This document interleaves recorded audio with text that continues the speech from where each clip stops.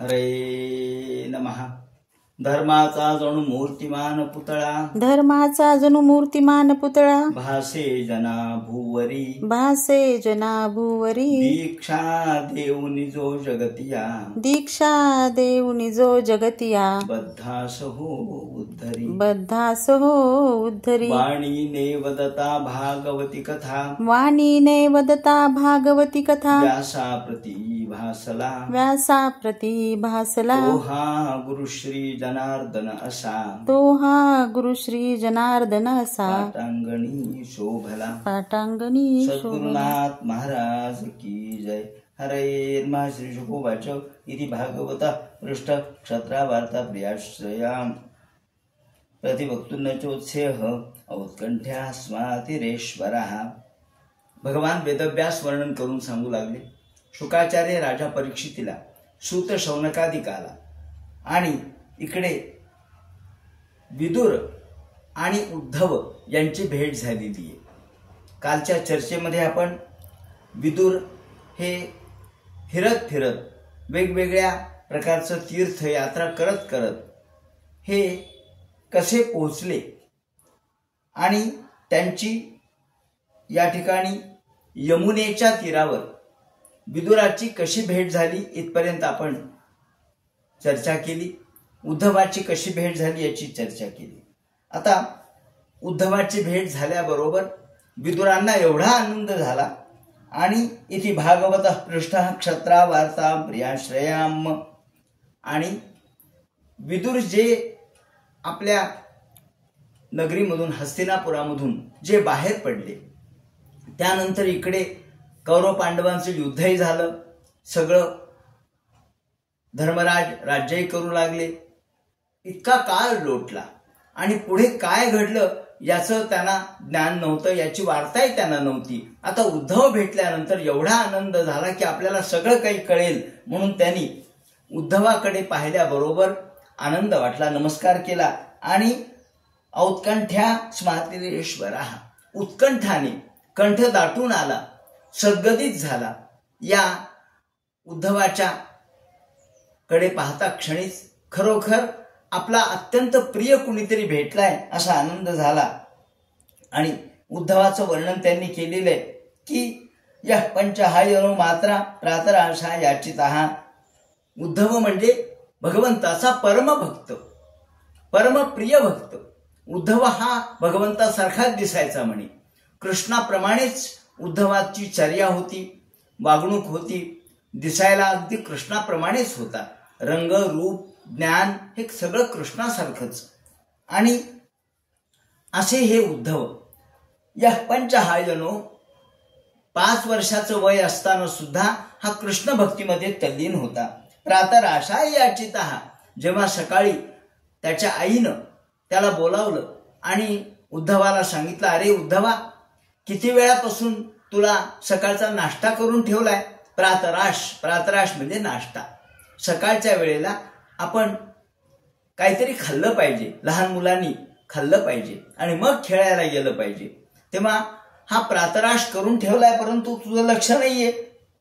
तेव्हा तो भगवंताच्या पूजेमध्ये एवढा तल्लीन होता की आईनं केलेल्या नाश्त्याचाही त्यांनी विचार केला नाही. तो बाजूला ठेवला आणि तन्नै छद्रजयन यस्य सपर्या बाललीलया. बाललीला म्हणजे काय होत्या तर भगवंताच्या कृष्णाच्याच सर्व गोष्टी तो तल्लीनतेने तिथे करत होता आणि कृष्णाच्याच ह्या बाहुल्या तो खेळत होता. कृष्ण आणि राधा एवढ्याच या ठिकाणी खेळण्याच्या त्याच्या ज्या क्रीडोपस्कार होते हे एवढेच. सकथम सेवया तस्य कालेन संगतः. आणि याप्रमाणे खेळत खेळत खेळत इतका तल्लीन झाला की आता विदुर म्हणतात, भगवंताच्या भक्तीमध्ये तुम्ही आता वृद्ध होत चाललेला आहात, तुम्हाला म्हातारपण आलंय तरी तुम्ही भगवंतामध्येच एवढे तल्लीन आहात. तीव्रेण भक्ती योग निर्मग्न साधून वृत्त आहात. आणि त्यांना पाहता क्षणीच अष्टसात्विक भाव जागृत झाले, अंगावर रोमांच उभे राहिले आणि पूर्णार्थो लक्षतेस्तेन स्नेहपरिसप्रवृत्त आनंद वाटला. उद्धवांनी देखील विदुराकडे पाहिल्यानंतर आनंद व्यक्त केला आणि शनकैर भगवल्लोकान लोकम पुनरागतः. या वेळेला उद्धव हा महाभावामध्ये तल्लीन होता. या ठिकाणी भक्ती रसामृत सिंधूमध्ये असं म्हटलंय, चैतन्य महाप्रभू आणि रूप गोस्वामी हे त्यांचे पुढे वारसदार होते, अर्थात ज्ञानाचे. याप्रमाणे त्यांनी वर्णन केलंय की प्रत्याहोद्धव उस्मयन हा महाभाव आहे. महाभाव म्हणजे एवढी तल्लीनता होती की उद्धव परिपूर्ण भक्ती रसामध्ये तल्लीन झालेला होता. आणि यावेळेला उद्धव यांना विदुराला प्रश्न विचारतात. उद्धव वाच कृष्ण दुर्मणी निम्लोचे गिरणेश्व जगरेणः किन्नु कुशलम ब्रूयाम गत श्री शुक्रेश्वहम. या ठिकाणी उद्धव आणि विदुर यांच्या संवादामध्ये विदुराने प्रश्न विचारला, महाराज सगळं ठीक आहे ना, सगळं कुशल आहे ना, सगळे या पहिल्याच अध्यायामध्ये त्यांनी हा सगळे कुशलाचे प्रश्न विचारलेत, सगळे खुश आहेत ना, सगळे कुशल आहेत ना, कृष्ण बलराम सात्यकी वगैरे. हा पहिल्या अध्यायामध्ये प्रश्न विचारल्यानंतर आता उद्धव बोलू लागले. उद्धव म्हणतात, अहो दुर्भगोबत लोकोयम यदवो नितरामपी अहो ए संवत्सरंतो विदुर हरिमीनो रूपम. अहो काय सांगायचे हे विदुरा, भगवान गोपाल कृष्ण हे या जगामध्ये आज नाहीत, तर मग काय कुशल असेल सांगा बरं. सगळं काही दुःखी अशा प्रकारची वार्ता आहे, सगळं काही वेदनामय आहे, सगळं काही दुःखाने भरलेलं आहे. दुर्भगोबत लोकोयम आम्ही दुर्भागी आहोत का भगवान गोपाल कृष्ण या जगामध्ये आज नाहीत. ए संवत्सरांतो न विदुर हरिमीना इवोडुपम संवसंतो. या ठिकाणी त्यांनी असं वर्णन केलंय की यादवांना हे कळलंच नाही, भगवान गोपाल कृष्ण म्हणजे प्रत्यक्ष चंद्र आहेत. चंद्राचं प्रतिबिंब कधी कधी पाण्यामध्ये पडतं आणि सगळ्या माशांना असं वाटतं की हाही आपल्यासारखा मासाच आहे, पण त्या माशांना कळत नाही की हा चंद्र आहे. ए संवसंतो न विदुर, त्यांच्या सोबत राहिल्यामुळं कृष्णाच्या सोबत सगळे यादव होते आणि यादवांना वाटलं की हाही आपल्यासारखा यादवच आहे, फार तर धनुर्धर असेल, फार तर ज्ञानी असेल, पण हा गोपाल कृष्ण म्हणजे प्रत्यक्ष परमेश्वर आहे याची जाणीव यादवांना झाली नाही. मीना इवो रूपम असा शब्द वापरलाय. चंद्राचं प्रतिबिंब पाण्यामध्ये पडतं आणि माशांना वाटतं आपल्यासारखाच मासा आहे. त्याप्रमाणे यादवांना गोपाल कृष्णाचं परब्रह्मत्व कळलं नाही, त्यांचं ज्ञान कळलं नाही, मोठेपणा कळला नाही. त्यांना वाटलं हा देखील सात्वत म्हणजे आपल्याच कुलामधला आहे. सात्वम ऋषभम सर्वे भूतावास मनव समम सत देवस्य माया स्पृष्टा ए चान्य सदस्यता. आणि सगळे लोक भगवंताच्या मायेने भ्रमित झाले. या ठिकाणी उद्धव या विदुराची भेट झाल्यानंतर विदुराला सगळी कृष्ण कथा सांगायला सुरुवात करतात. ते म्हणतात, अहो काय सांगावं, भगवंताची माया अशी आहे की परमपदम भूषण भूषणांगम. भगवंताच्या अलौकिक मायेचा, योग मायेचा प्रभाव सर्व जगावर झाला होता आणि भगवंताच्या या मायेने सगळे भ्रमित झालेले होते. यस्यानुराग ऋतहासरास, भगवंताच्या हास्य, भगवंताचे कटाक्ष, भगवंताचं मोही अत्यंत मोहमयी स्वरूप यांनी सगळ्यांना अत्यंत विस्मित केलेलं होतं. हा भगवान परावरेशो महदंश युक्तो.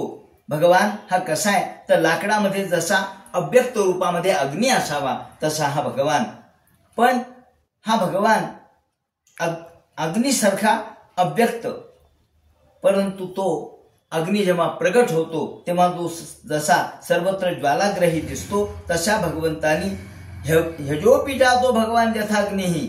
आणि भगवंतानी वसुदेवाच्या घरी जन्म घेतला. त्यानंतर भगवंताची वाढ झाली. दुनोती चेत स्मरतो ममैत यदाह पादा विवंद्य पित्रो. भगवंतानी वसुदेव आणि देवकीच्या पोटी जन्म घेतला आणि 10-11 वर्ष ते गोकुळामध्ये राहिले. त्यानंतर कंसवध झाल्यावर जेव्हा भगवान वसुदेव देवकीच्या आपल्या मातापितरांच्या दर्शनासाठी गेले तेव्हा भगवंतानी आपल्या मातापितरांना काय म्हणावं, आपल्या वडिलांना आणि आईला काय म्हणावं, यदाह पादाभिवंद्य पित्रोहो. त्यांनी भगवंतानी नमस्कार केला आई वडिलांना आणि सांगितलं, प्रसीद तन्नो कृतनिष्कृती नाम, क्षमा करा मला, मी तुमची सेवा करू शकलो नाही. अहो जो पुत्र आई वडिलांची सेवा करत नाही तो पुत्र स्वतःच मांस खातो. तेव्हा त्या पुत्राने जन्माला आल्यानंतर आई वडिलांची सेवा करावी.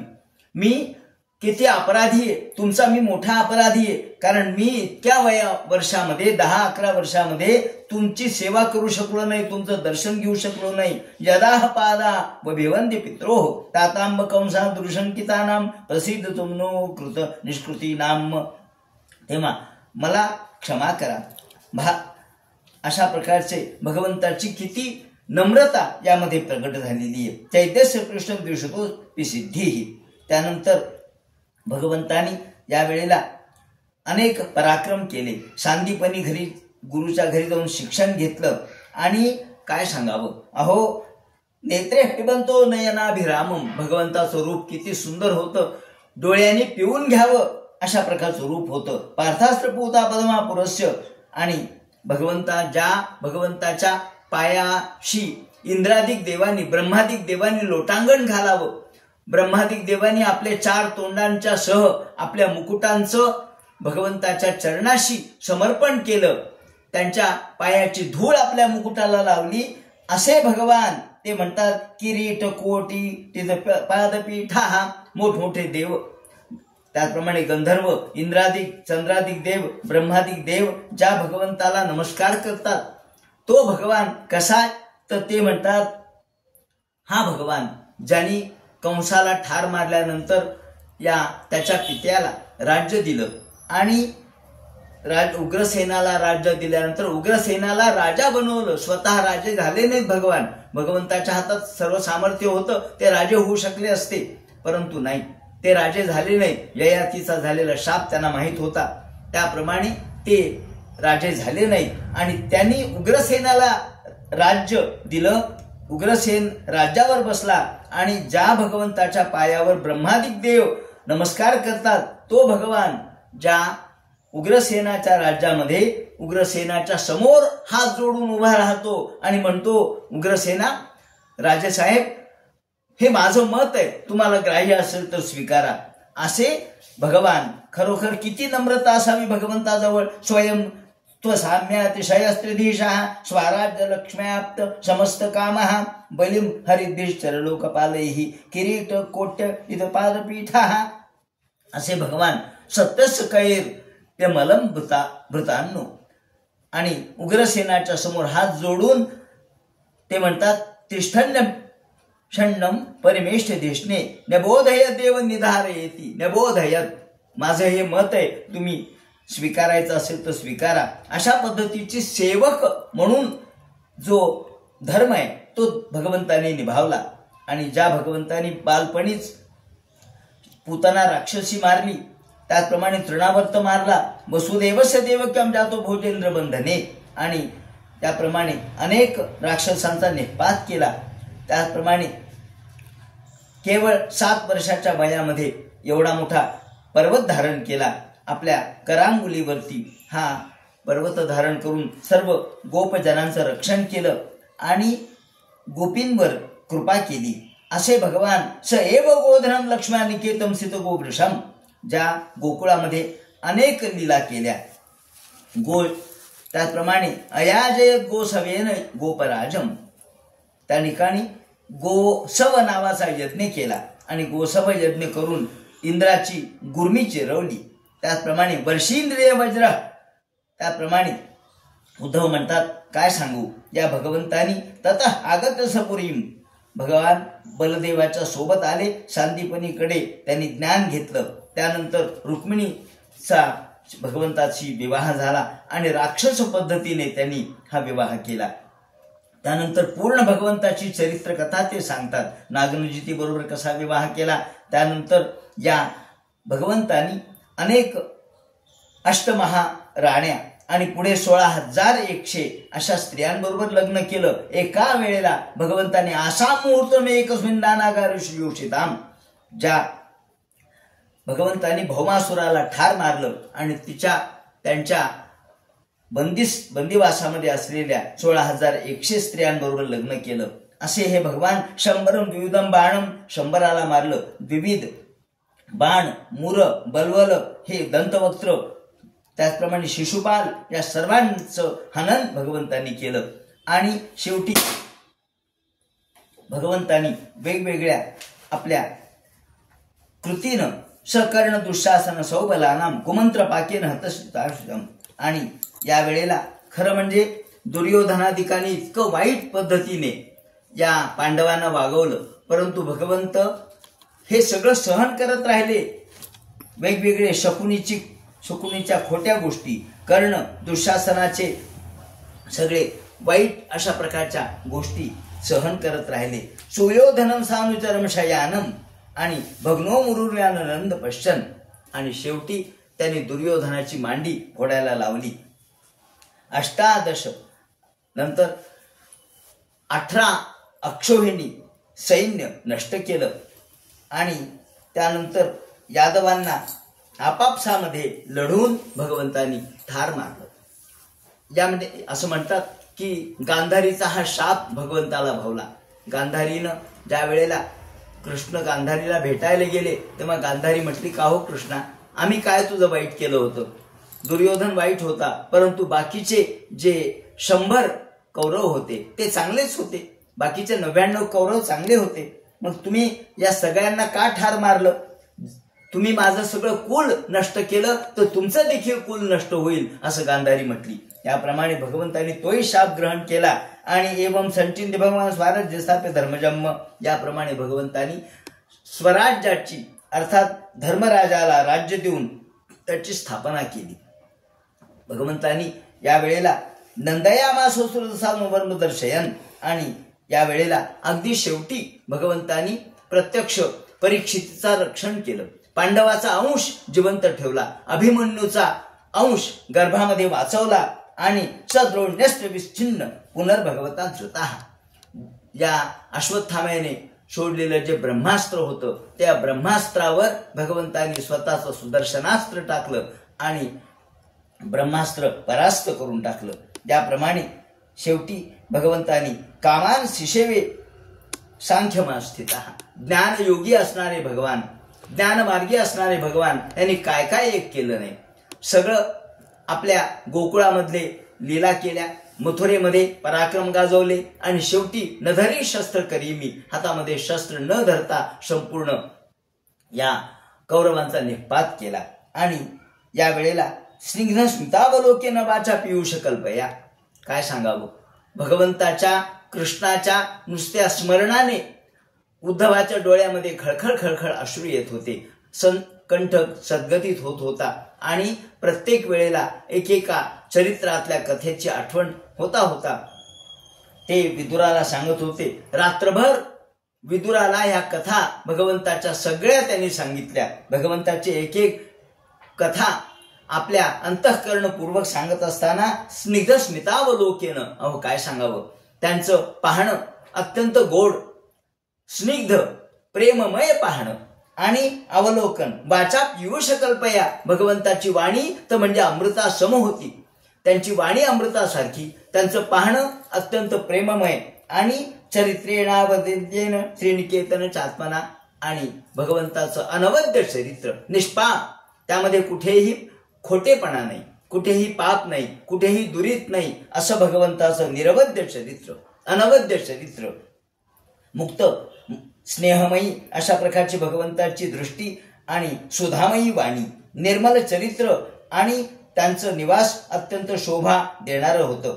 यादवांना आनंद देणारे रेमे क्षणदया दत्त क्षण स्त्री क्षण संहृदा, आणि भगवंतांनी तसा आपला संसार देखील मोठ्या थाटात केला, प्रपंच देखील थाटात केला, गृहस्थाश्रम धर्म देखील मोठ्या थाटामध्ये केला, आणि दैवाधीनेषु कामेषु दैवाधीन स्वयं पुमान, आणि शेवटी भगवान प्रभासक क्षेत्रावर सर्वांना त्यांनी यायला सांगितलं. सगळे यादव प्रभासक क्षेत्रावर आले, रथ घोडे हत्ती पायांदळ घेऊन आले, आणि या वेळेला तिथे ब्राह्मण भोजन झालं, यज्ञयाग झाले, दान धर्म झाले, सगळे हिरण्यम रजतम शय्याम, त्या ठिकाणी कितीतरी अन्नम चोरसम तेभ्यो, अनेक लोक आपले गाद्या गिरद्या त्याचप्रमाणे रत्न अलंकार घेऊन आलेले होते, आणि अन्नम चरुसम तेभ्यो दत्वा भगवदर्पणम, मोठमोठ्या प्रकारचं अन्नकूट त्या ठिकाणी झालं.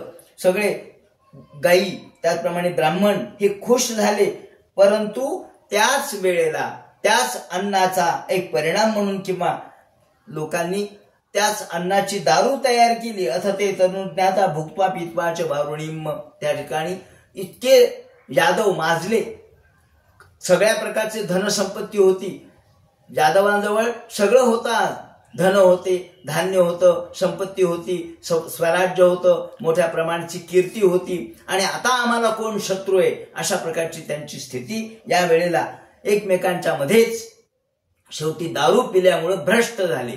त्यांची बुद्धी भ्रष्ट झाली. एकमेकांना लठ्ठालठ्ठी करू लागले. आणि विभ्रंशित ज्ञाना, जेवढं ज्ञान आतापर्यंत यादवांचं होतं ते सगळं केवळ दारूमुळे समाप्त झालं. आणि मैरेय दोषेण, मैरेय म्हणजे एक प्रकारची दारूच, ती विषमीकृत चेतसाम, त्यातून तू मोठा का मी मोठा अशा पद्धतीची लठ्ठालठ्ठी सुरू झाली.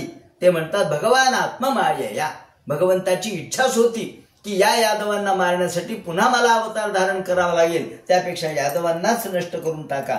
आणि भगवान स्वतः सरस्वती मुपस्पृश्य, सरस्वती नदीच्या तीरावर आले. ही सरस्वती नदी आज घोगरा नदी म्हणून आपल्याला ज्ञात आहे. आज तिचं नाव घोगरा झालेलं आहे. ही राजस्थान मधून वाहत होती. या सरस्वती नदीच्या तीरी एक पिंपळाचा वृक्ष होता. त्या पिंपळाच्या वृक्षाच्या खाली भगवान बसले आणि तिथे आचमन केलं. नदीतल्या पाण्याने आचमन केलं. आणि याच वेळेला उद्धव म्हणतात मी त्या ठिकाणी आलो आणि भगवंताला पाहिलं. उद्धवा सांगतात या विदुराला, उद्धव म्हणतात विदुरा त्यावेळेला मी भगवंताला पाहिलं आणि प्रपन्न, भगवंता देवा देवा मी तुम्हाला शरण आलो, प्रपन्न माझं रक्षण करा, माझं दुःख दूर करा म्हणून त्या ठिकाणी मी आलो. बद्रीम त्वं प्रयाही ती स्वकृम संजीर्षणा.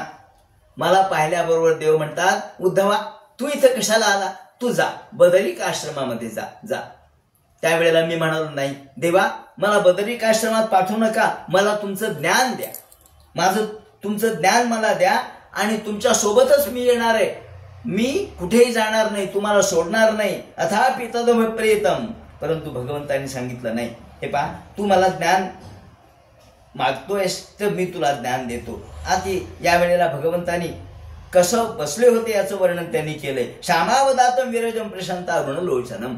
भगवंताचं डोळे शांत होते. एवढी यादवी झाली, यादव एकमेकांच्या मध्ये लठ्ठालठ्ठी करून मरण पावले, परंतु भगवंताला त्याचं दुःख झालं नाही.